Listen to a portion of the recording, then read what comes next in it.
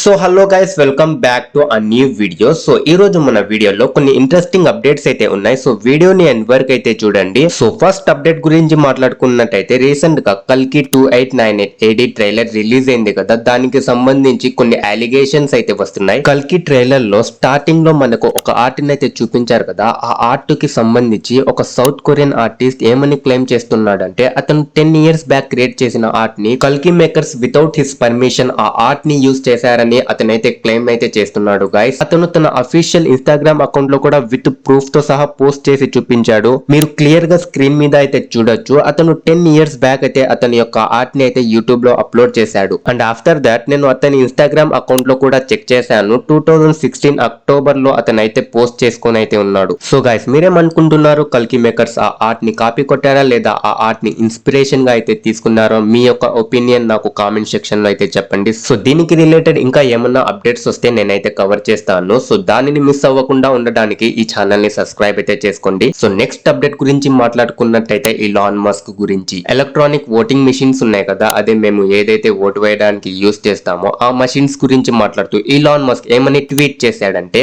We should eliminate electronic voting machines. The risk of being hacked by humans or artificial intelligence while small is still too high. So basic గా ఇతను ఏం చెప్తున్నాడంటే, ఈ EVM machines ఉన్నాయి కదా, అది humans లేదా ఆర్టిఫిషియల్ ఇంటెలిజెన్స్ ద్వారా హ్యాక్ అయ్యే రిస్క్ చాలా హైగా ఉందని, సో మనము దీన్ని తీసివేయాలని అతను చెప్తూ ట్వీట్ అయితే చేశాడు. సో నాకు తెలిసినంత వరకు ఇండియాలో ఉన్న ఈవీఎం మిషన్స్ చాలా అంటే చాలా సెక్యూర్ గా అయితే ఉంటాయి. ఎటువంటి ఇంటర్నెట్ యాక్సెస్ అయితే ఉండదు. సో దానిని హ్యాక్ చేయడం ఇంపాసిబుల్ గా. సో ఐ థింక్ ఇతను ఫారిన్ లో యూస్ చేసే ఈవీఎం మెషిన్స్ గురించి చెప్తున్నాడైతే నా యొక్క ఒపీనియన్. ఇండియాలో యూస్ చేసే ఈవీఎం మెషిన్స్ కి ఇంటర్నెట్ యాక్సెస్ ఉండదు కాబట్టి దానిని హ్యాక్ చేయడం ఇంపాసిబుల్. సో నెక్స్ట్ అప్డేట్ గురించి మాట్లాడుకున్నట్టయితే రామాబాయ్ గురించి. ఇతను ఒక ఇన్ఫ్లుయెన్సర్. రీసెంట్ గా అయితే ఇన్స్టాగ్రామ్ లో చాలా అంటే చాలా వైరల్ అవుతున్నాడు. బికాస్ ఆఫ్ సోషల్ మీడియాలో బెట్టింగ్ ప్రమోషన్స్ చేస్తుంటారు కదా, వాళ్ళకు అగైన్స్ గా ఎక్స్పోజ్ చేస్తూ అయితే చాలా అంటే చాలా వైరల్ అవుతున్నాడు. And the other side public కూడా ఇతనికి చాలా అంటే చాలా సపోర్ట్ అయితే ఇస్తుంది. రీసెంట్ గా ఇతను బెట్టింగ్ ప్రమోషన్స్ చేసే వాళ్ళని ఎక్స్పోజ్ చేస్తూ ఉంటాడు కదా,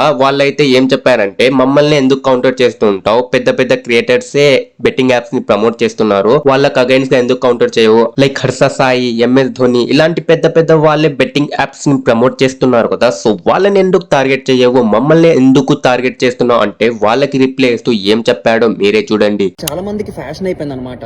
ధోని చేస్తున్నాడు, సల్మాన్ ఖాన్ చేస్తున్నాడు, అప్పుడప్పుడు హర్ష సాయి స్టోరీ పెడతాడు, ఇది అది అని చెప్పేసి చాలా మంది అంటున్నారు. హర్ష సాయి కూడా ప్రమోషన్ చేస్తాడు, మరి వాళ్ళనే మనవా అనేసి. ఫస్ట్ థింగ్, వాళ్ళు చేస్తుంది ఎథికలీ రాంగే. బెట్టింగ్ ప్రమోషన్ చేయడం ఎవరన్నా చేస్తుంది రాంగే. మీలాగా వాళ్ళు ఫేక్ గివ్ అవేలు చేయట్లేదు, ఓకే? ఫేక్ ముచ్చట చెప్పట్లేదు. లాసే ఉండదు, అసలు లాసే ఉండదు, మేమున్నాము, ఇది అది అని చెప్పేసి జనాలు లూర్ చేయట్లేదు డబ్బులతోటి, ఓకే? టెలిగ్రామ్ ఛానల్ లింకులు పెట్టడం చీప్గా, ఆ తర్వాత మెసేజ్కి రిప్లై ఇవ్వకపోవడం, ఇలాంటివి ఏవి వాళ్ళు చిల్లర చేయరు. వాళ్ళు చేసేది రైట్ అనట్లేదు. అండ్ హర్ష సాయి ఎక్కడ ఫేక్ గివ్ అవే చేయలేదు, ఒక్క చోట కూడా, నాట్ ఈవెన్ ఎ సింగిల్ చోట Harsha Sai fake give away ఉండదు హర్ష సాయిది. ఇంకా బెట్టింగ్ ప్రమోషన్స్ అంటావా, ఇట్స్ రాంగ్. ఒక్కొక్కళ్ళు వాడు చేశాడని వీడు చేశాడని వాడు ఇంకా చేసుకుంటూ పోతారా? జనాలందరూ ఇంకా ఇన్ఫ్లుయెన్సర్స్ అందరూ అలాంటప్పుడు ఏముంది, ఇన్ఫ్లుయెన్సర్స్ అందరూ ఒకే దెబ్బకి జనాలందరినీ కుడిపేస్తారా? అట్లా కాదు కదా. వాడు చేశాడని నువ్వు మార్చు కదా జనాల్ని, ఓకే? వాడు చేశాడు కదా అని వీడు చేయడం కాదు. వాడు చేశాడంటే మనం ఆపాలి అనుకోవాలి కదా. అరే బేసిక్ కదా అది. బిఎస్వై టెలిగ్రామ్ స్కామ్స్ ఉన్నాయి. ఆ బిఎస్వై టెలిగ్రామ్ స్కామ్స్ నాన్ వేసిన ఆపడం వల్లే కదా జనాలందరికీ తెలిసి ఎంతో మంది సేవ్ అయ్యారు కదా. ఇప్పుడు నాన్ వేసినా కనుక నేను కూడా చేస్తానని చేసుంటే మొత్తం గుడిసిపోయే వాళ్ళం అందరం. నాన్ వేసిన అడ్డుకున్నాడు కాబట్టే కదా మనకు తెలిసింది. అలా ఒకడు చేశాడని ఇంకోటి అపోజ్ చేయండి. This is the democracy, you have voice. So ఈ విధంగా అయితే అతను రెస్పాండ్ అయితే చేశాడు. సో ఏదైనప్పటికీ గైస్, బెట్టింగ్ యాప్స్ తో కొంచెం కేర్ఫుల్ గా అయితే ఉండండి. అండ్ నెక్స్ట్ లిఖిత్ గురించి అయితే మాట్లాడదాం. ఇతను కూడా ఒక క్రియేటర్, మీకు తెలిసి ఉంటాడు.